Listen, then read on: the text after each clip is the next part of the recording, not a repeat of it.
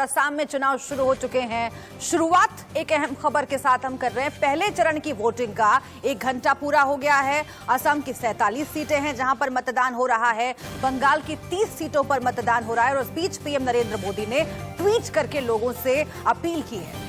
प्रधानमंत्री नरेंद्र मोदी का ये जो ट्वीट है लोकतंत्र में अपनी भागीदारी सुनिश्चित करने के लिए है और प्रधानमंत्री ने अपील करते हुए असम और पश्चिम बंगाल के लोगों से ये कहा है कि रिकॉर्ड तादाद में आप मतदान करें क्योंकि लोकतंत्र में आपकी भागीदारी बहुत जरूरी है। प्रधानमंत्री ये कहना और बताना चाहते हैं कि हर एक वोट बहुत जरूरी होता है, लेकिन अभी का जो ताजा अपडेट है 5 बड़ी खबरें आप जान लें। पहली बड़ी खबर यह है कि पश्चिम बंगाल की 30 सीटें और असम की 47 सीटों पर पहले चरण के लिए मतदान का 1 घंटा पूरा हो चुका है। पुरुलिया में कुछ जगह पर हिंसा हुई है, पूर्वी मिदनापुर में कुछ जगह पर हिंसा हुई है और बांकुड़ा की हिंसा की खबर हम आप तक पहुंचा ही रहे हैं। प्रधानमंत्री नरेंद्र मोदी का ट्वीट भी हमारे लिए बड़ी खबर है और इसके अलावा जो बड़ी लड़ाइयां हैं, जो बड़ी सीटें हैं, एक एक करके एक एक का हाल आप जानते रहेंगे और ग्राउंड जीरो रिपोर्टर हमारे साथ जुड़ते रहेंगे। भारत का सबसे बड़ा गेस्ट पैनल भी हमारे साथ इंडिया न्यूज पर लगातार दिन भर जुड़ा रहेगा। बिल्कुल। और इस बीच एक अहम खबर जो हम बार बार बता रहे हैं, तस्वीरें भी दिखा रहे हैं। बंगाल चुनाव से ठीक पहले हिंसा हुई है। पुरुलिया में चुनाव आयोग की गाड़ी में आग लगा दी गई है। ये आगजनी की तस्वीरें आप देख रहे हैं जो चौंकाती भी है, डराती भी है। उपद्रवियों ने गाड़ी में आग लगा दी। चुनाव आयोग की ये गाड़ी है, आप समझिए चुनाव आयोग पर जिम्मेदारी है निष्पक्ष तरीके से, शांतिपूर्ण तरीके से चुनाव करवाने का। और अगर उसकी गाड़ी को टारगेट किया जा रहा है तो किस तरह के हालात बने हुए हैं पश्चिम बंगाल में, इस पर चर्चा होनी भी जरूरी है। राशिद, एक बार गेस्ट इंट्रोड्यूस कर देते हैं। जितने भी गेस्ट हैं तुरंत ही उन्हें टीवी स्क्रीन पर लेकर के आया जाए। अभी पैनल चेंज हुआ है और टीएमसी के नेता नीरज राय मेरे साथ में हैं, लेफ्ट सपोर्टर मित्र प्रकाश भी मेरे साथ में है। लेकिन उससे पहले हम चलेंगे ग्राउंड जीरो पर, जहां पर कौशिक बसु मेरे साथ में हैं, पूर्वी मेदिनीपुर से लाइव रिपोर्ट कर रहे हैं। कौशिक, आप जहां पर खड़े हैं वहां से मुझे रिपोर्ट दीजिए। पताशपुर की, कांथी उत्तर की, भगवानपुर की, कांथी दक्षिण, खेजूरी, रामनगर और इगरा में जब अमित शाह ने खम ठोका था, सीधे तौर पर ममता बनर्जी पर सीधा वार किया था। ये पूर्वी मेदिनीपुर की ये जो सीटें हैं, 7-8 जो सीटें हैं, यहां पर शिशिर अधिकारी और शुभेंदु अधिकारी का बड़ा प्रभाव है। क्या यह प्रभाव पिछले कुछ दिनों में नजर आया है और क्या यह प्रभाव भारतीय जनता पार्टी के लिए काम करता हुआ पिछले कुछ दिनों में नजर आया है? और पिछले 1 घंटे की वोटिंग का अभी तक का अपडेट क्या है कौशिक? हाँ अभी सर, इधर से 1 घंटा पार हो चुका। हमारा साथ इधर का जो आदमी है खड़ा रहे है, वो तो आया ভোট ডালने के लिए। কি দেখছেন, কি অবস্থা এখানে? আমরা ভোট দিতে এসেছি, এখানে দেখছি খুব ভিড় আছে। हम लोग अभी आए हैं यहाँ पे वोट देंगे और देखते हैं क्या होता है। अपना जो सही लगेगा वही चुनाव करेंगे और चले जाएंगे। ठीक है। टीएमसी वर्सेस बीजेपी और टीएमसी वर्सेस बीजेपी और मोर्चा, वो तो हम लोग नहीं बता सकते हैं क्योंकि वो बताना सही नहीं होगा, तो वो नहीं बता सकते हैं। बाकी देखते हैं कौन जीतता है। कर्मसंस्थान, बेकारी है कि इधर? नहीं, मैं तो स्कूल में नौकरी करती हूँ, टीचर हूँ। तो इधर का हालचाल क्या है? इधर का हालचाल बहुत गर्म है। बीजेपी वर्सेस टीएमसी, देखते हैं। सब लोग तो बोल रहे हैं, अब पता नहीं क्या होगा। अभी मॉर्निंग में क्यों इधर बेला जो हो गया उधर की संतोष हो गया इधर? नहीं, सुबह सुबह आने का मतलब है हम लोग को बहुत काम रहता है। सुबह सुबह आने से थोड़ा मतलब मिलता है, आसानी से वोट दे सकते हैं। बट आके देख रहे हैं कि बहुत ज्यादा भीड़ है यहाँ पर, बहुत सारे लोग आए हुए हैं। इधर जो 7 विधानसभा केंद्र जो है असेंबली कॉन्स्टिट्यूएंसी, सबसे विस्फोरक और संतोषपूर्ण कौन सा? वो नहीं बता सकते, लोग नहीं बता सकते। आपका क्या मालूम था इधर वोट पर्व कैसे हुआ? ভোট পর্ব আচ্ছা है, ঠিকঠাক है। কি মনে হচ্ছে আপনার, মানে এখানে পরিস্থিতি? পরিস্থিতি একটু গরম গরম লাগছে, দেখা যাক কি হয়, বলা যাচ্ছে না এখন কি হবে না হবে। মানুষের মধ্যে আতঙ্ক রয়েছে? সেটা তো আমি বলতে পারবো না, আমি তো হাউস ওয়াইফ, ঘরে থাকি, বাইরে বেরোই না, অতএব আমি সেটা বলতে পারবো না। আর এই ভোটের চালচিত্র কি বুঝছেন পশ্চিমবঙ্গে? পশ্চিমবঙ্গে যেরকম চলছে সেরকম চলবে, আমি এসব বলতে পারবো না। ঠিক। आदमी के पास रोटी, कपड़ा एंड मकान ये बहुत जरूरी है। इसी के लिए इधर बीजेपी वर्सेस टीएमसी का जो वोट है, बुनियादी मुद्दों पर महिलाएं बता रही हैं कि वो वोट करेंगी।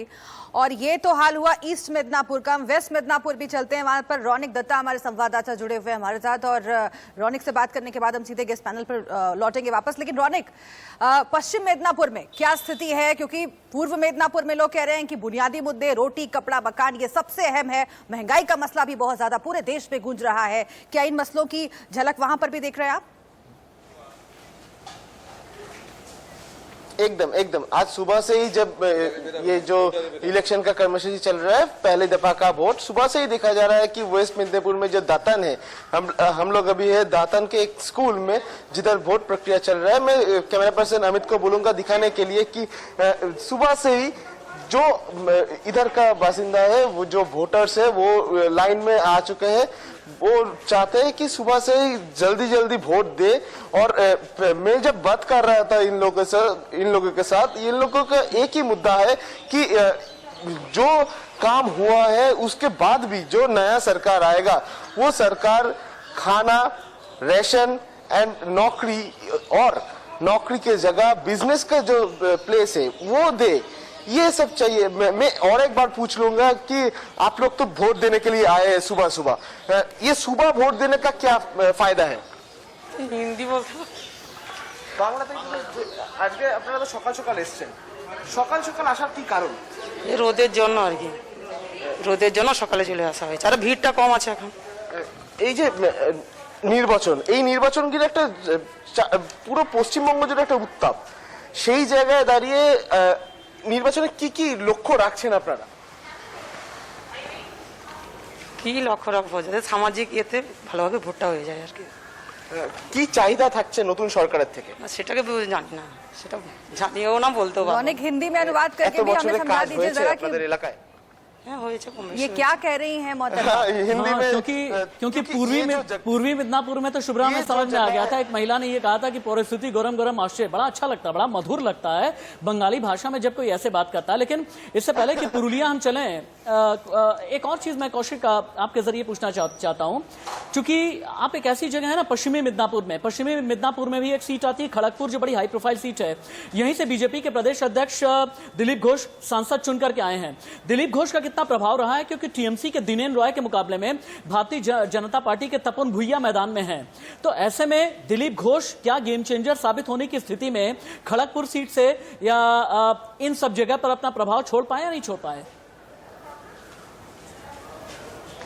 एकदम देखिए, इधर जो सीट है पश्चिम मिदनापुर में, इधर खड़गपुर जो आप बोले कि दिलीप घोष बीजेपी का राज्य सभापति दिलीप घोष का जीत चुके हैं।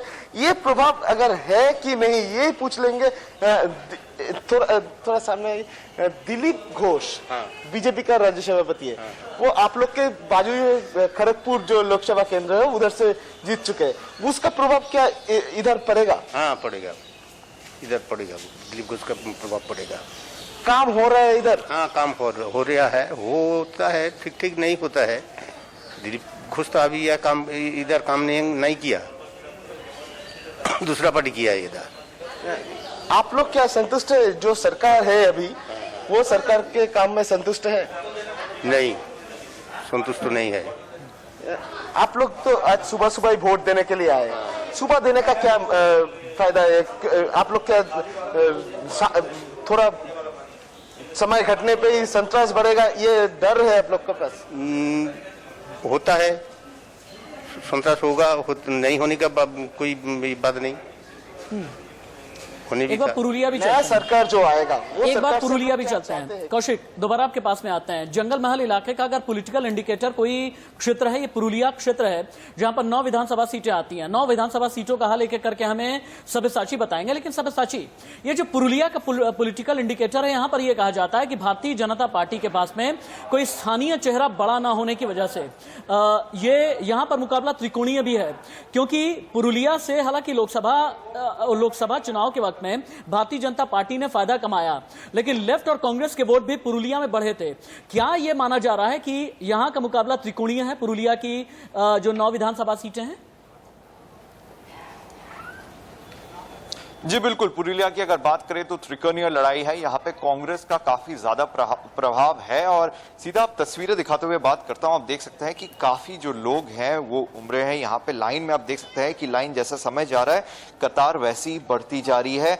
और ये जो आदिवासी बेल्ट है यहाँ से लोग दूर दूर से आ रहे हैं वोट डालने के लिए। करीबन 80 यहाँ पे गांव हैं। हम लोगों से भी बात करते हैं कि किस मुद्दे पे वो वोट डाल रहे हैं। আপনাকে জিজ্ঞেস করবো যে আপনি সকাল থেকে এখানে এসেছেন ভোট দিতে, সবকিছু ঠিক আছে পুরুলিয়াতে? কোনো সমস্যা নেই? সমস্যা তো কিছু নাই, আমাদের সব কিছু ঠিকই আছে। জলের সমস্যা কিছু নেই? না আমাদের এখানে জলের সমস্যা কিছু নেই। কিছু নেই? নেই। তো আপনি এখানে সকাল থেকে দাঁড়িয়ে আছেন ভোট দেওয়ার জন্য, পুরুলিয়াতে সব ঠিক আছে, কোনো সমস্যা নেই? ঠিকই আছে। ঠিকই আছে সব? ঠিকই আছে। तो इनका कहना है कि पुरुलिया के में कोई समस्या नहीं है, सब कुछ ठीक है। हम और भी रिएक्शन लेने कोशिश करेंगे जो महिला वोटार्स हैं, क्योंकि महिला परसेंटेज काफी ज्यादा है। আপনাকে জিজ্ঞেস করব কি আপনি এখানে ভোট দিতে এসেছেন, এখানে পুরুলিয়া অঞ্চলের পড়াশোনা চাকরি এগুলো সব ঠিকঠাক আছে না কিছু ভালো হতে পারে আরো? সব ঠিকঠাক আছে, আর একটু ভালো আর কি হলে ভালো হয় আর কি, এটাই বলবো। তো সরকার কাজ করেছে, মমতা সরকার এখানে কাজ করতে সব করেছে। হ্যাঁ। স্কুল কলেজ সব কাছাকাছি আছে না দূরে যেতে হবে? আমাদের কলেজ কাছে নাই, স্কুল কাছে আছে। কলেজ কত দূরে থাকে? কলেজ আমাদের এখান থেকে নিচে যেতে হবে, বাংমুন্ডিতে বা আরসা, এরকম পুরুলিয়া।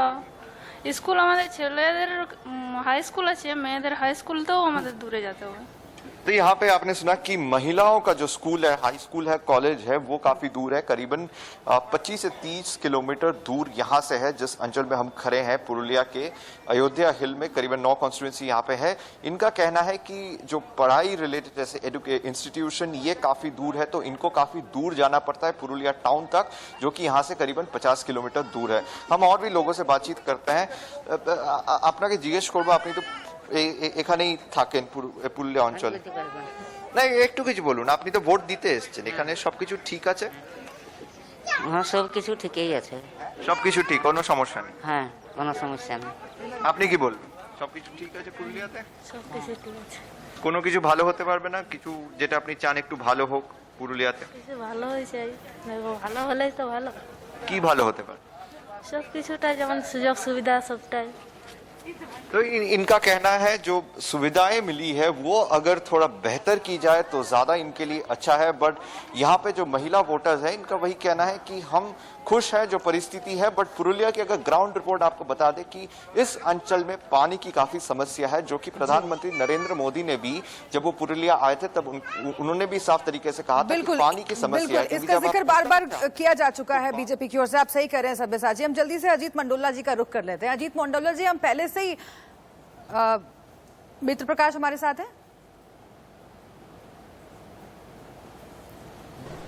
मित्र प्रकाश जी, नीरज राय भी हमारे साथ है। नीरज राय जी, मैं आपके पास आती हूँ क्योंकि मुझे सत्ता पक्ष से ही सवाल पूछना था और आप टीएमसी की ओर से हमारे साथ जुड़े हुए हैं। देखिए, जहां जहां हम रिपोर्टर से बात कर रहे हैं, एक बात कॉमन निकल कर आ रही है, बुनियादी सुविधाओं की बात पूछ रहे हैं। कुछ महिलाएं कह रही थी रोटी कपड़ा मकान यही है हमारा मुद्दा, महंगाई यही है हमारा मुद्दा। और इसीलिए तो आपसे पूछा जाएगा ना, 10 साल की एंटी इनकम्बेंसी का अगर जिक्र होता है, आखिर अभी तक क्यों जो मतदाता हैं वो इन्हीं मुद्दों पर अटके हुए हैं? इसका मतलब है कि आपकी सत्ता पर, आपके शासन पर सवाल खड़ा हो रहा है।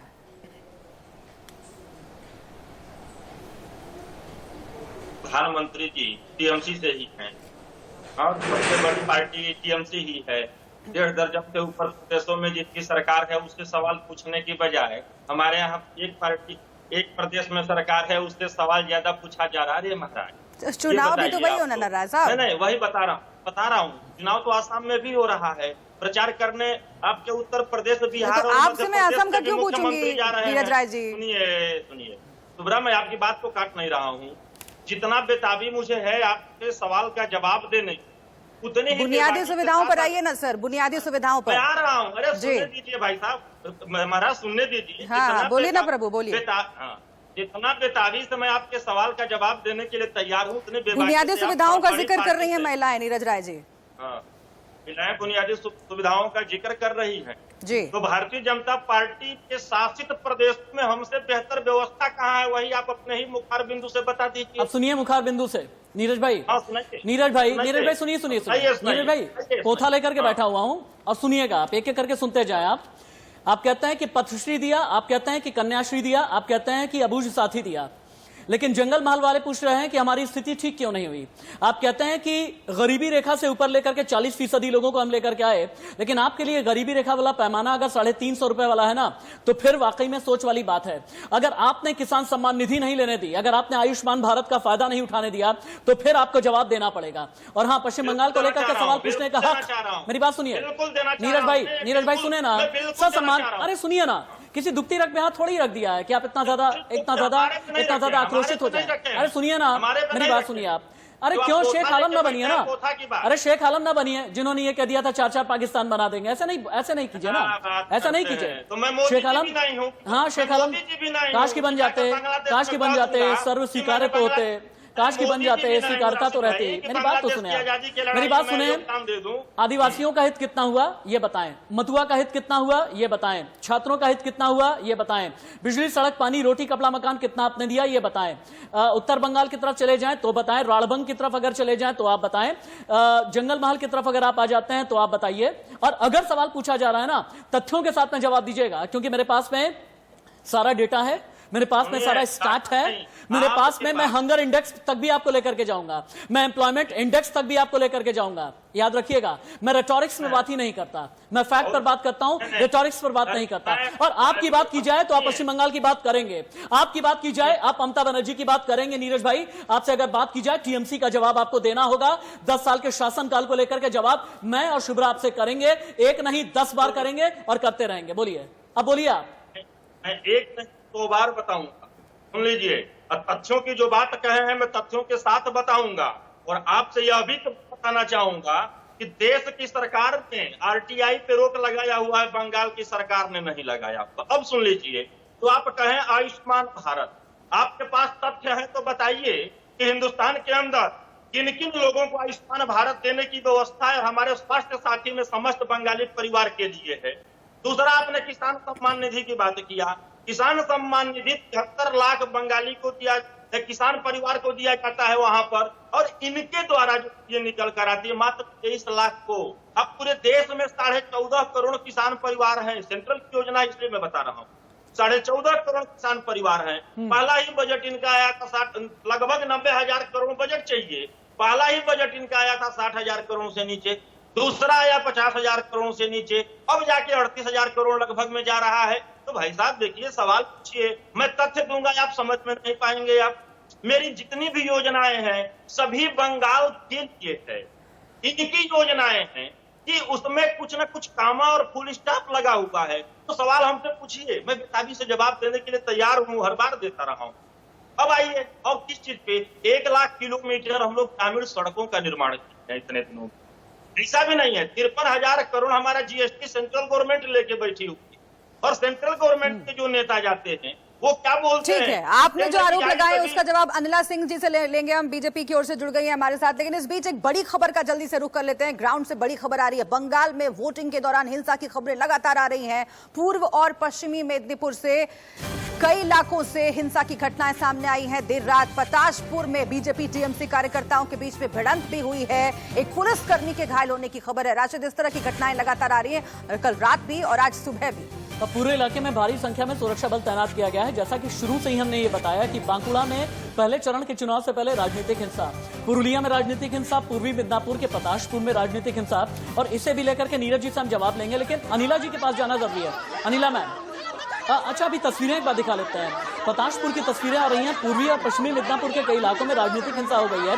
लेकिन राजनीतिक हिंसा करने वाले क्या ये टीएमसी के लोग हैं, भारतीय जनता पार्टी के हैं, एक दूसरे पर किस तरह से बरस पड़े हैं। और आप देखेंगे हॉस्पिटल की भी तस्वीरें हम दिखा रहे हैं। लेकिन अनिला मैम, नीरज राय कहते हैं हमने कन्याश्री दिया, हमने पथश्री दिया। नीरज राय ये कहते हैं कि हमने सड़क दी है। नीरज राय ये कहते हैं हंगर इंडेक्स से ऊपर लेकर गए हैं। नीरज राय ये कहते हैं हमने किसानों के लिए काम किया है। नीरज राय ये कहते हैं कि छात्रों के लिए काम किया है।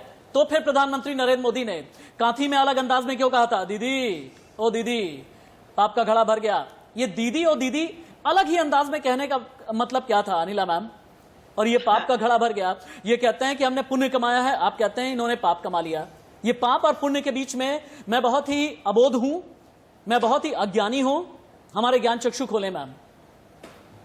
ना आप अबोध हैं, ना आप अज्ञानी हैं। आप भारतवर्ष के उन चुनिंदा पत्रकारों में से हैं जो बहुत संजीदगी से और बहुत ही महत्वपूर्ण मुद्दे उठाते हैं और फुल ऑफ नॉलेज होते हैं। तो आप बहुत हम्बली अपने आप को इंट्रोड्यूस कर रहे हैं। पर मैं एक बात कहूँगी, अभी नीरज जी ने कहा कि टीएमसी ने ये दिया, टीएमसी ने वो दिया वेस्ट बंगाल को। अब मैं कहूँगी नीरज जी, आपने जो देना था आप दे चुके, अब आप हमको सत्ता दे रहे हैं।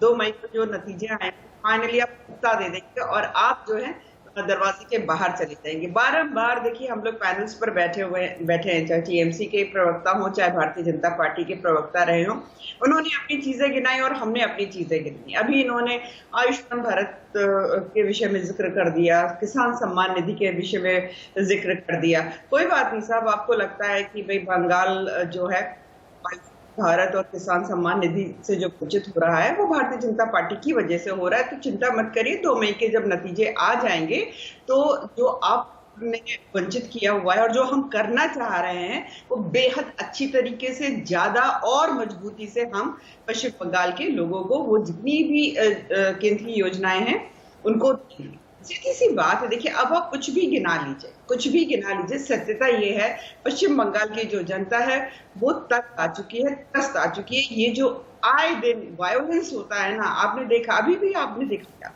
रात में भी आपने रिपोर्ट किया होगा किस प्रकार से वहां पर हिंसा हो रही है। वहां किसी को छोड़ा ही नहीं जाता। हाँ, डरा कर आप राजनीति करेंगे, ये कहाँ का लोकतंत्र है भाई? हाँ, बंदूक रखवा के आप वोट डलवाएंगे, ये कहाँ का लोकतंत्र है? हाँ, ये जो कहते हैं ना सर्कस में जितने तीर थे वो चला चुकी है। ये आखिरी था जो पैर टूटने का जो उन्होंने पूरा वो सब किया था, ये इनका आखिरी तीर था और ये भी नहीं चलने वाला है।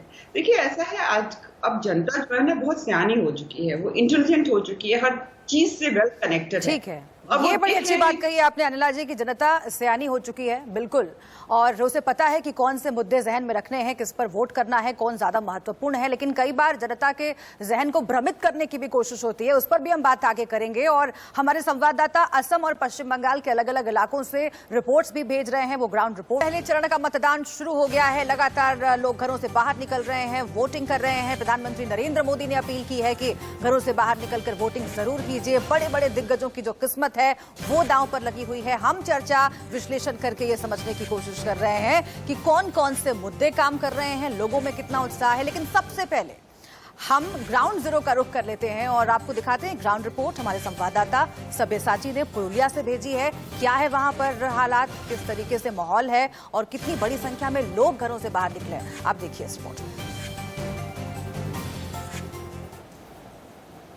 हिलटॉप पे हम मौजूद हैं और आप देख सकते हैं सुबह से भारी संख्या में यहाँ पे वोटर्स लाइन में खड़े हुए हैं अपना वोट डालने के लिए।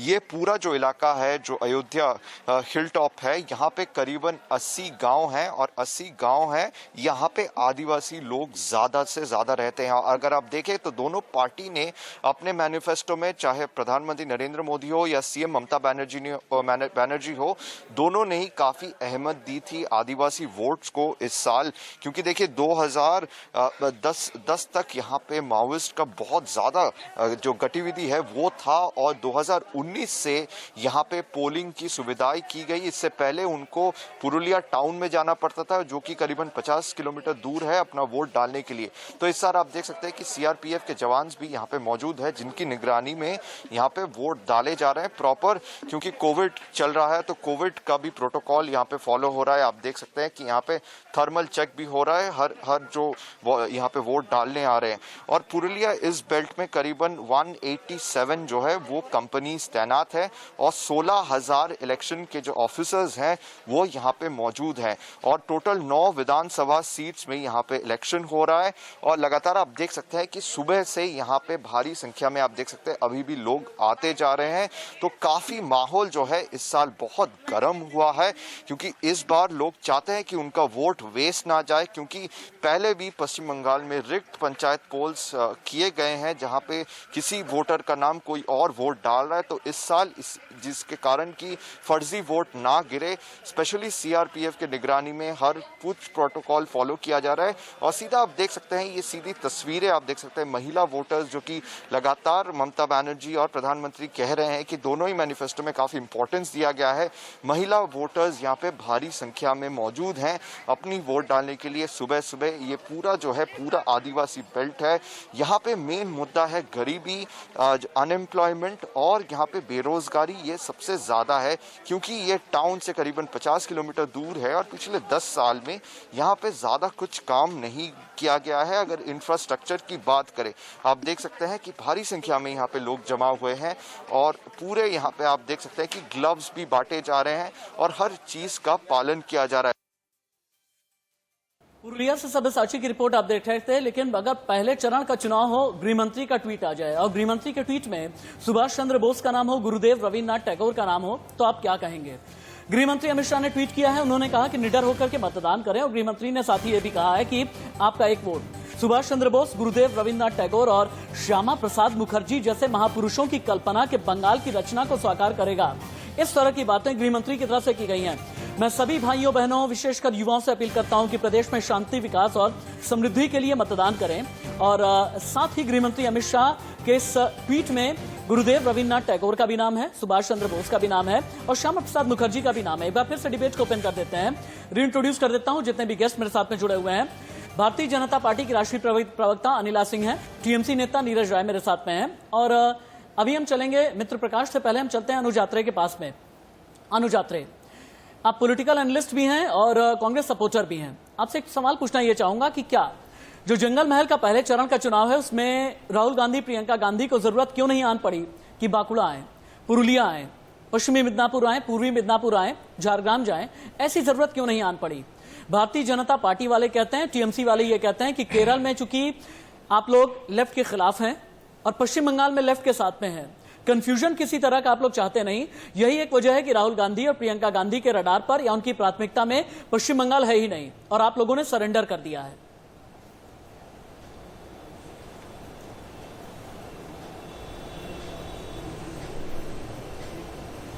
अनुज आत्रे, आप सुन पा रहे हैं? राहुल गांधी जी, प्रियंका, हाँ मेरी आवाज आ रही है? बिल्कुल आ रही है, बोलें। जी जी जी, राशिद भाई देखिए, राहुल गांधी जी, प्रियंका गांधी जी कहाँ प्रचार करेंगे, किस राज्य की किस सीट पर प्रचार करेंगे, कांग्रेस पार्टी को तय करना है। भारतीय जनता पार्टी हमें नहीं बताएगी। रही सवाल हमारी प्राथमिकता, देखिए हमारी प्राथमिकता निश्चित तौर पे बंगाल भी है, आसाम भी है, केरल भी है, तमिलनाडु भी है और अन्य प्रदेश भी है। लेकिन राहुल जी की जहां पार्टी ने जिम्मेदारी लगाई है, उनको आसाम का प्रभार दिया है कि आसाम के सीटों पर वहां ज्यादा संघर्ष हो रहा है, तो वहां ज्यादा। रही सवाल बंगाल की, तो देखिए बंगाल की जनता कांग्रेस पार्टी को सदैव प्यार देती है और बंगाल में हमारे एआईसीसी के और नेताओं की ये हमारा टीम वर्क के तहत काम करते हैं। यहाँ one man show two man army नहीं है। 44 साल में तो प्यार मिला नहीं, या टीम वर्क 44 साल में तो प्यार मिला नहीं, अब कैसे मिलेगा? आप कह रहे हैं कि पश्चिम बंगाल की जनता बहुत प्यार करती है, प्यार मिला नहीं। समय और अप करने, समय और समीकरण बदलता लगा रहे हैं केरल में जाकर के राहुल गांधी, उस तरह पुश और अप करने के लिए पश्चिम बंगाल में तो आए नहीं, तो प्यार कैसे मिलेगा? या शायद आप ये कहना चाहते हैं कि पश्चिम बंगाल में जनता के बीच राहुल गांधी की जरूरत ही नहीं है? अगर आप ये कहना चाहते हैं तो मैं मान जाऊंगा। बिल्कुल ऐसा नहीं है, बिल्कुल ऐसा नहीं है। पश्चिम बंगाल को निश्चित तौर पे कांग्रेस की बहुत आवश्यकता है। मैंने क्या कहा, यहाँ कांग्रेस पार्टी कभी व्यक्ति विशेष के ऊपर नहीं चलती, हम लोग टीम वर्क पर काम करते हैं और टीम के तहत जो है कांग्रेस के तमाम नेताओं की अलग अलग प्रदेशों में जिम्मेदारी लगी। राहुल गांधी जी की कांग्रेस पार्टी ने जो है आसाम को फिलहाल जिम्मेदारी दे रखी है। बंगाल के चुनाव की जिम्मेदारी एआईसीसी के अन्य नेता कर रहे हैं, वहां बंगाल के हमारे लीडर्स कर रहे हैं। तो एक टीम के तहत काम किया जा रहा है और जैसे जैसे अभी आवश्यकता होगी, जैसे जैसे कार्यक्रम उनके आसाम के खत्म होंगे, तो निश्चित तौर पर बंगाल में भी आएंगे। अभी बंगाल में तो भारतीय जनता पार्टी ने एक 9 चरणों का एक लंबी चौड़ी जो है फहरिस्त दे रखी है चुनाव कराने की, तो क्यों अभी भारतीय जनता पार्टी घबरा रही है? निश्चित तौर पे देखिए बंगाल जीतना हमारी प्राथमिकता है और बंगाल की अभी आपने दिखाया जिस तरह से आज जहां चुनाव हो रहे हैं वहां पर कांग्रेस को बहुत ज्यादा जनता ने समर्थन दिया है, बहुत ज्यादा जनता का प्यार मिला है। तो यही न केवल पुरुलिया की बात करें तो पूरे बंगाल में जो है इस समय कांग्रेस पार्टी और हमारे अलायंस की गठबंधन की लहर चल रही है और आपको हम सरकार बना के दिखाएंगे। हम लोग चुनावी जो है चुनाव के हिसाब से समीकरण नहीं करते। आज देखिए प्रधानमंत्री जी बांग्लादेश की यात्रा पे 2 दिन के दौरे पर गए, बताएं कि आखिर क्या अचानक इनको बांग्लादेश का दौरा याद? ठीक है, उस पर आते हैं। मित्र प्रकाश जी का एक बार जल्दी से रुक कर लेते हैं, उसके बाद हम बांग्लादेश दौरा जो है प्रधानमंत्री का उस पर भी चर्चा करेंगे। लेकिन मित्र प्रकाश जी, आप लोग कहाँ पीछे छूट गए?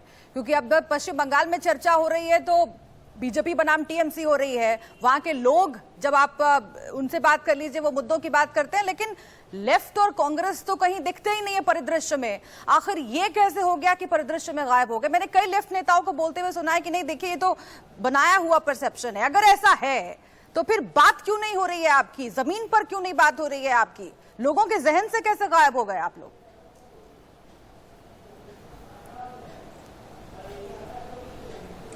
शुभ्रा जी, ये बात ये आपका भ्रम हो जाता है कि अभी भी हमसे पहले आप हमारे अलायंस के ही लोगों से बात कर रहे थे, तो ये गलत है। और उन्होंने बताया कि इस समय बंगाल में कांग्रेस की लहर है और कांग्रेस और लेफ्ट पार्टियों को वोट दिया जा रहा है। और रही बात शुभ्रा जी, अभी मैं जो बातें करूंगा वो प्रधानमंत्री जी के एक ट्वीट को आगे बढ़ाते हुए बातें करूंगा कि प्रधानमंत्री जी ने कहा है कि बंगाल में और असम में खूब जमकर मतदान करें और निष्पक्ष मतदान करें, गृह मंत्री जी ने कहा है। तो मैं उन्हीं की बातों से सहमत हूं और उन्हीं की बातों को आगे बढ़ा रहा हूं कि बंगाल और असम की जनता बढ़े हुए पेट्रोल के दामों पे वोट करे, बंगाल और असम की जनता भ्रष्टाचार को वोट करे, बंगाल और उन किसानों को वोट करे जो 150 दिन पे धरने पे बैठे हुए हैं, बंगाल और असम की जनता रोजगार पे वोट करे, बंगाल और असम की जनता झूठे वादे जिन्होंने किए हैं उनके खिलाफ वोट करे, बंगाल और असम की जनता जो अभी अभी आपकी चैनल पे चल रहा था, आपके लाखों दर्शकों से हाथ जोड़ के अपील करना चाहता हूं, अभी आपने दिखाया कि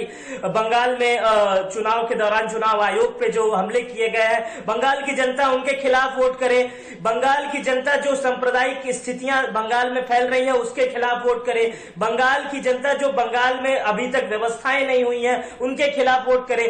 तो प्रधानमंत्री जी और गृह मंत्री जी की बातों को मैं आगे बढ़ाकर वोट करे या नहीं? मित्र जी, बंगाल की जनता राजनीतिक पाखंड के खिलाफ वोट करे या फिर नहीं? वो राजनीतिक पाखंड जो केरल में कुछ और है, पश्चिम बंगाल में कुछ और है, बंगाल की जनता उस कम्युनल मानसिकता के खिलाफ वोट करे या फिर नहीं? जहां पर एक तथाकथित मौलाना, मैं अब्बास सिद्दीकी को अब तथाकथित मौलाना कहता हूं क्योंकि अगर एक मौलाना, एक पुजारी, एक पंडा, एक पुरोहित अगर राजनेता बनने पर आ जाए ना, मैं उसे तथाकथित की संज्ञा दे देता हूं। ये फुरफुरा शरीफ वाले अगर आपके साथ में आ जाए तो इस कम्युनल पॉलिटिक्स के खिलाफ वोट करे या फिर नहीं, ये भी मैं आपसे सवाल करूंगा। लेकिन अनिला जी बहुत देर से इंतजार करें। अनिला जी, सुबह सुबह प्रधानमंत्री गृह मंत्री से ऐसा ट्वीट क्यों करवा देती हैं आप? देखिए ना, नीरज भाई के माथे पर शिकन है, मित्र जी के माथे पर शिकन है, अनुज भाई के माथे पर शिकन है। एक मिनट, मित्र भाई रुकिए। अनिला जी ऐसा ट्वीट करवा देती हैं आप, गृह मंत्री ऐसा ट्वीट कर रहे हैं, इसमें ईश्वर चंद्र विद्यासागर भी हैं, इसमें गुरुदेव रविन्द्रनाथ टैगोर भी हैं, सुभाष चंद्र बोस भी हैं, श्यामा प्रसाद मुखर्जी हैं। एक गेंद आती है, ऐसा शॉट लगाते हैं आप लोग, चारों तरफ चित करने पर उतारू हो जाते हैं। अनिला मैम, नोएडा में आप बैठती हैं और बंगाल में ऐसे ऐसे ट्वीट करा देती हैं, देखिए ना माथे पर कितने शिकन आ गए। ऐसे होता है क्या सुबह सुबह? ऐसा है, अभी तो शिकन आए हैं 2 मई को, तो टीएमसी है, चाहे कांग्रेस है और चाहे वो लेफ्ट वाले हैं, इनकी आंखों में आंसू आएंगे। तो अभी शिकन से ये काम चला ले, फिर ये इनको आंसू टपकाने पड़ेंगे। आंसू आएंगे तो पूछेगा कौन मैम? आंसू आएगा तो पूछेगा कौन? ये जो तीनों पार्टी है ना, एक दूसरे के कंधे पे रख कर रोएंगी और अपना क्या भगवा रंग का टिश्यू पेपर गिफ्ट करेंगी क्या आप आंसू पोंछने के लिए? भगवा रंग का टिश्यू पेपर गिफ्ट करेंगी क्या आंसू पोंछने के लिए? इतना खूबसूरत रंग है। और ये मैं जहाँ तक मेरे एक बार मैं आरिफ मोहम्मद खान साहब के साथ बैठी हुई थी जी, राशि जी, एक बार मैं आरिफ मोहम्मद खान साहब के साथ बैठी थी और उन्होंने, क्योंकि वो बहुत ही आपको पता है दानिश किस्म के व्यक्ति हैं, बहुत नॉलेजेबल हैं, और उन्होंने मुझे बताया कि कुरान में इस रंग की खूबसूरती के बारे में इतना अच्छा लिखा हुआ है। तो भगवा रंग जो है वो बहुत खूबसूरत है। भगवा रंग है, ऊर्जा का रंग होता है। तो अगर इनको ऊर्जा चाहिए और आगे भी अगर चुनाव बढ़िया तरीके से लड़ना है भविष्य में, क्योंकि हमारे भारत में तो जब देखो चुनाव ही होते रहते, तो भगवा रंग अपने जीवन में लेकर आएंगे तो अच्छा है, ऊर्जावान होंगे, सही रास्ते पर चलेंगे। बोलते हैं अपने सुविधा के हिसाब से हम महापुरुषों को बदलने वाले। फर्जी विकास, मेरे और आपकी डिबेट से फर्क नहीं पड़ने। फर्जी विकास नहीं, आप बोलिए, आप बोलिए। मैं अपना पता भेज दूंगा। कुछ तो बोलते हैं ना, मैं भारतीय जनता पार्टी मौका देती है। देश को तो आप लोगों ने कुछ दिया नहीं, बंगाल को तो आप लोगों ने कभी कुछ दिया नहीं। ये बताइए आपने क्या किया उस पे? तो बोलने की बजाय सिर्फ बंगाल में पूरा आपके टीम जाकर बैठी हुई है, जहां पर 1.5 दर्जन से ऊपर प्रदेशों में आपकी सरकार है और पूरे देश में सरकार है। जी, मैं तब बोलूंगी।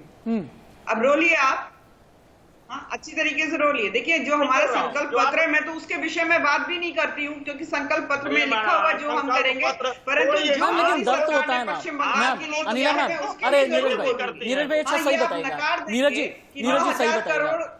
ईस्ट ईस्ट वेस्ट कॉरिडोर के लिए 9,000 करोड़ रुपए किसने दिए? मोदी सरकार ने दिए ना। हाँ, 721 करोड़ रुपए जो नेपाल, भारत, बांग्लादेश की जो सड़क जोड़ने वाली है वो किसने दिए? मोदी सरकार ने दिए ना। आप ये बता दीजिए, प्रधानमंत्री जी ने जब हल्दिया आए थे तो 4700 जो करोड़ है दिल्ली में दो परियोजना किसने दिया और नहीं हो पाए दिल्ली में। गिनवा देती हूँ ना कि केंद्र सरकार ने क्या क्या किया पश्चिम बंगाल के लिए। और नीरज जी, आप तो जिस प्रकार से मुझे इंटरजेक्ट कर रहे हैं, बीच बीच में इंटरफेयर कर रहे हैं, आपकी बेचैनी दिखाती है। ठीक है, बेचैनी की बात आपने की चुकी अनिला जी, इसीलिए इसी को लेकर नीरज जी के पास जाना जरूरी है। ये बड़ी अच्छी बात है कि जब डिबेट में हम चर्चा कर रहे हैं तो यहाँ पर जमीनी मुद्दों की भी बात होती है, योजनाओं की बात हो रही है, लेकिन जब रैलियों में नेता भाषण देते हैं तो कभी माँ दुर्गा की बात होती है, कभी जय श्री राम की बात होती है, कभी चंडी पाठ कोई पढ़ रहा है, कभी कलमा पढ़ रहा है। इस पर भी आएंगे, लेकिन नीरज जी, जो बात यहाँ पर पूछी जा रही है आपसे वो ये कि आपने कोशिश तो बहुत की बीजेपी को बाहरी पार्टी घोषित करने की, जिसे पश्चिम बंगाल की संस्कृति सभ्यता के बारे में जानकारी नहीं है, लेकिन एक एक करके तो जो जमीनी महापुरुष हैं जिन्होंने बहुत बड़ी पहचान बनाई है पश्चिम बंगाल में, उन पर बीजेपी ने अपना आधिपत्य करने की कोशिश की। क्या यही वजह है कि बौखलाहट में ममता बनर्जी इस तरीके के बयान देने लगी मंच से, जिसमें उन्होंने कभी तिलक पर टारगेट किया, कभी उत्तर भारतीयों पर टारगेट किया, ये कह दिया कि भाई पान गुटखा खाने वाले इधर आ जाते हैं, कल्चर खराब कर रहे हैं। आखिर इस तरह की टिप्पणी अगर दीदी कर रही है मंच पर तो जाहिर है कि किसी ना किसी को तो वो हर्ट कर रही है। आखिर यहाँ तक नौबत कैसे आ गई? होता क्या है, आप लोग पद की गरिमा को भी बहुत दूषित कर देते हैं।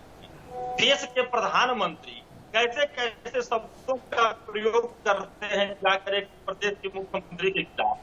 आप देखिए, आप लोग इस पे नहीं बोल पाते हैं। जो पार्टी अपने सुविधा के हिसाब से महापुरुषों का चयन करती है, महापुरुषों को हर जगह जाकर बदलती है, वो पार्टी क्या महापुरुषों के विचारों पे चलने का काम करेगी? पहले तो भारतीय जनता पार्टी ये बताती, जब डॉक्टर श्यामा प्रसाद मुखर्जी के विचारों को मानकर चलने वालों में से हैं या नेताजी सुभाष चंद्र बोस के, तब पहले यही मतलब नहीं है, कंफ्यूज है ये लोग बुनियादी समस्याओं। अरे पॉलिटिकल पेटेंट नीरज भाई आप ही लोग लेकर के रखेंगे क्या? पॉलिटिकल पेटेंट आप ही लोग लेकर के रखेंगे क्या? आप कहते हैं कि पद की गरिमा, नीरज भाई बस 10 सेकंड सुनिए मुझे। आप कहते हैं पद की गरिमा, अरे पश्चिम बंगाल में आकर के प्रधानमंत्री ने पद की गरिमा निभाई है। उन्होंने एक ही बात बोली है बार बार, दीदी ओ दीदी। प्रधानमंत्री ने बार बार एक ही बात कही है कि हर साल पश्चिम बंगाल की मुख्यमंत्री ममता बनर्जी मुझे शॉल भेजती हैं, ये पद की गरिमा है। लेकिन सुनिए ना मेरी बात सुनिए आप, लेकिन ममता बनर्जी क्या बोलती हैं? जेपी नड्डा को लेकर के क्या बोला था जब राजनीतिक हिंसा के शिकार होते होते जेपी नड्डा बचे थे? क्या बोला था, याद है ना आपको? तब पद की गरिमा कहां चली गई थी? जब एक सेंट्रल इन्वेस्टिगेशन टीम कोलकाता में एक पुलिस अधिकारी से पूछने के लिए, चंद बात पूछने के लिए आ गई थी, जब सड़क पर लेकर के एक बड़े पुलिस अधिकारी को बैठ गई थी ममता बनर्जी। क्या ये पद की गरिमा है क्या? क्या ये पद की गरिमा है क्या? आप देखिए, मैं बता रहा हूँ, सुन लीजिए राष्ट्र भाई, आप जो है मीडिया चैनल को रिप्रेजेंट कर रहे हैं, लोगों की भावनाओं से जुड़े हुए आप हैं। भारतीय जनता पार्टी के अब घोषित जो प्रवक्ता नहीं है, क्या बताइए प्रधानमंत्री। अरे महाराज, मैं हाथ जोड़ करके विनम्र निवेदन है, कम से कम 100वीं डिबेट मैं कर रहा हूं जिसमें टीएमसी वाले ने मुझे ये कह दिया कि भारतीय जनता पार्टी के प्रवक्ता। अरे अनिला मैम नाराज हो जाएंगी, इतनी अच्छी प्रवक्ता, इतनी मुखर प्रवक्ता, इतनी सहज प्रवक्ता, इतनी संवेदनशील प्रवक्ता बैठी हुई हैं। मैं एंकर हूँ। स्पष्ट रूप से बैठाया गया है कि टीएमसी से ही सवाल बनने चाहिए। अच्छा एक बात बताइए, आप एक बात बताइए मुझे। आपने कहा कि बीजेपी जो है अपने विचारों पर, महापुरुषों के विचारों पर नहीं चल रही है। पश्चिम बंगाल में जो हिंसा हो रही है, ताली एक हाथ से तो बजती नहीं है ना नीरज राय जी। आखिर कौन सी विचारधारा है जो हिंसा सिखा रही है? टीएमसी के कार्यकर्ताओं पर यहाँ वहाँ आरोप लग रहे हैं कि हिंसा फैलाया जा रहा है। मैं ये नहीं कह रही हूँ कि कोई एक पक्ष दोषी है, मैं ये नहीं कह रही हूँ, लेकिन ये हिंसा कौन सिखा रहा है? क्या ये भी, इसको भी आप विचारधारा पर मत दीजिएगा। कौन सी राजनीतिक विचारधारा है आप लोगों की? जी सुन लीजिए, अब सुन लीजिए सुभ्रा सुमन जी, 60 साल से देश के अंदर भारतीय जनता पार्टी की सरकार है और मोदी प्रधानमंत्री है कि राजनीति से बढ़कर प्रदेश और देश होते हैं। अगर बंगाल के अंदर ऐसी स्थितियां रही है, सभी को रोकना पड़ रहा है। बहुत बड़ी खबर आ गई है, सभी को रोकना पड़ रहा है। बहुत बड़ी खबर, पश्चिमी मेदिनीपुर में एक शख्स की लाश मिली है और भारतीय जनता पार्टी का यह कहना है कि हमारे कार्यकर्ता की लाश है। पश्चिमी मेदिनीपुर के केशियारी में यह लाश मिली है। टीएमसी कार्यकर्ताओं पर हत्या का आरोप है। इस वक्त की बड़ी खबर, इलाके में भारी पुलिस बल तैनात है। इस तरीके से हालात जो हैं कई इलाकों में बिगड़ते हुए दिख रहे हैं। टीएमसी कार्यकर्ताओं पर हत्या का आरोप लगा है। इलाके में अब स्थिति को नियंत्रण में करने की कोशिश की जा रही है। इस वक्त की अहम खबर आपके सामने, राजनीतिक हिंसा की तस्वीरें पहले भी पश्चिम बंगाल से सामने आ चुकी है, लेकिन आज चुनाव के दिन राजनीतिक हिंसा को लेकर के सवाल अब टीएमसी से कहीं ज्यादा बीजेपी से भी बनता है। अनिला मैम, एक वक्त में जब इलेक्शन कोड ऑफ कंडक्ट नहीं लगा था और इलेक्शन कमीशन ने चीजें अपने हाथ में नहीं ली थी, आज की तारीख में इलेक्शन कमीशन के हाथ में चीजें हैं। लॉ एंड ऑर्डर को लेकर के न जाने कितने ट्रांसफर इलेक्शन कमीशन की तरफ से किए गए हैं, बड़े बड़े पुलिस अधिकारियों के, जिससे लेकर के ममता बनर्जी नाराज भी रही। तो राजनीतिक हिंसा को लेकर, पॉलिटिकल वायलेंस को लेकर के आपसे भी सवाल बनते हैं। आप कहेंगे इलेक्शन कमीशन ऑटोनॉमस बॉडी है, लेकिन अगर इलेक्शन कमीशन इस वक्त प्रदेश का लॉ एंड ऑर्डर देख रहा है, बांकुड़ा से लेकर के झारग्राम तक, पुरुलिया से लेकर के मिदनापुर तक, अगर कानून व्यवस्था सुनिश्चित नहीं हो पा रही, इसकी जिम्मेदारी अब तो टीएमसी के माथे पर नहीं मढ़ी जा सकती ना? नहीं, देखिए ऐसा है कि चिंता की बात यही है कि आपको भी पता है कि 22,000 से भी ज्यादा जो पुलिस बल है इस वक्त पश्चिमी बंगाल में, उसके बावजूद आप देखिए इस प्रकार की हरकत होती है। अभी तो एक डेड बॉडी मिली है, हमारा कार्यकर्ता है। अभी हमला हुआ है, जो लेफ्ट के एक कैंडिडेट शायद सुशांत घोष हैं, उनके ऊपर हमला किया है। टीएमसी के जो कार्यकर्ता हैं उन्होंने हमला किया। ये एक चरित्र बन गया है और लगातार हर इलेक्शन में हमने देखा है कि टीएमसी के जो कार्यकर्ता हैं किस प्रकार से गुंडागर्दी करते हैं, अटैक करते हैं और किसी सीमा तक चले जाते हैं। मुझे लगता है इलेक्शन कमीशन को इसको संज्ञान लेना चाहिए और कुछ कड़े कदम उठाकर, ठीक है। बीजेपी टीएमसी पर आरोप लगा रही है, टीएमसी का आरोप बीजेपी के ऊपर है, लेकिन सबसे दुखद बात यह है कि राजनीतिक हिंसा की घटनाएं पश्चिम बंगाल में रुक नहीं रही हैं और आज इलेक्शन के दिन, मतदान के दिन भी इस तरह की घटना सामने आ रही है। एक व्यक्ति के शव मिलने की खबर आई है। पश्चिम बंगाल पर और बात करेंगे, वहां के हालातों पर भी बात करेंगे, लेकिन असम का रुख करना भी जरूरी है। असम में किस तरीके से मतदान चल रहा है, वहां के तिनसुकिया से हमारे संवाददाता विजय शर्मा ने ग्राउंड रिपोर्ट भेजी है, वो आप देख लीजिए। का चुनाव जो शुरुआत हो चुकी है, सुबह 7 बजे से लोग अपने अपने घरों से निकलकर मतदान देने के लिए पहुंचे हैं। मैं वर्तमान उपस्थित तिनसुकिया विधानसभा क्षेत्र में उपस्थित और एक विद्यालय में उपस्थित, जहां वोटिंग केंद्र है विमला प्रसाद चलिया प्राथमिक विद्यालय। और कोरोना चल रहा है, इसमें की वजह से जो भी व्यक्ति वोट देने यहाँ पहुँच रहे हैं उनको सैनिटाइज करना पड़ रहा है। उनके हाथों में उनको मास्क दिया जा रहा है, हाथों में ग्लव्स पहन के ही अंदर जाने दिया जा रहा है। मैं सहयोगियों को दिखाने कहूँगा जो किस तरह से लोगों की कतार यहाँ पर लगी है कि वोट चल रहा है, अभी वोटदान चल रहा है, लोग अपने घर से निकल के आके वोटदान कर रहे हैं। और कुछ लोग हैं, मैं कुछ लोगों से बात करने की कोशिश करूंगा किस तरह से वो चाहते हैं। एक बार फिर आपके पास आता हूं। एक बात मैं आपसे पूछना चाहता हूं कि क्या देख के आपने इस बार वोट देने आए हैं, क्या चाहते हैं इस बार नई सरकार में, क्या आशा करते हैं आप? नई सरकार हिसाब से हम लोग ये चाहते हैं कि मेन प्रॉब्लम जो है हम लोग मतलब युवाओं के लिए, वो है अनएम्प्लॉयमेंट प्रॉब्लम। वो दिन ब दिन बढ़ते जा रहा है और हम लोग चाहते हैं कि नई सरकार आके कुछ हमारे लिए करे। देखिए, बेरोजगारी की मुद्दा उठाया है और मैं कहता हूँ, मैं सहयोगी विवेक को दिखाने कहूँगा, एक बार और तस्वीर एक बार दिखाने कहूँगा, क्योंकि जो विमला प्रसाद चलिया जो विद्यालय है या जो वोट केंद्र पे, यहाँ पे कुछ ही देर पहले यहाँ के जो भाजपा प्रत्याशी हैं संजय किसान यहाँ पहुँचे थे वोट दान देने के। दूसरी लोग सुबह से ही कतार लगी हुई है, लोग यहाँ पहुँच रहे हैं और वोट दान कर रहे हैं कि कोरोना काल चल रहा है और जिसको लेके जो कोरोना के लिए प्रोटोकॉल बनाया है वो भी मान के लोगों को यहाँ पे वोट दान देने के लिए अंदर जाने दिया जा रहा है। सहयोग विवेक के साथ मैं विजय शर्मा। अगर 10 साल की एंटी इनकम्बेंसी पश्चिम बंगाल में है तो फिर 5 साल की एंटी इनकम्बेंसी असम में भी है। और असम की लड़ाई भी बहुत ज्यादा बड़ी इसलिए हो गई है क्योंकि भारतीय जनता पार्टी ने यह कहा है कि हमारे 10 संकल्प हैं और कांग्रेस की तरफ से 5 अलग अलग वादे किए गए हैं। प्रियंका गांधी ने यह कहा, असम गण परिषद असम में असम का हाथी हुआ करता था, लेकिन बीजेपी के साथ जाकर के ये भीगी बिल्ली बन गया है। अमित शाह ने यह कहा कि क्या कांग्रेस को वोट देकर के बदरुद्दीन अजमल जैसे सांप्रदायिक लोग के हाथ में असम का शासन दे देंगे, लेकिन प्रियंका गांधी पर सीधा वार भी किया। एक ऐसे वक्त में जबकि चाय की पैदावार नहीं होती है तो प्रियंका गांधी चाय बागान में पहुंच गई, ये अमित शाह की तरफ से वार किया गया है। असम की लड़ाई कितनी इंटरेस्टिंग है, कितनी बड़ी है, बोडोलैंड से लेकर के ऊपरी असम और साथ ही अहोम समुदाय क्या कहता है।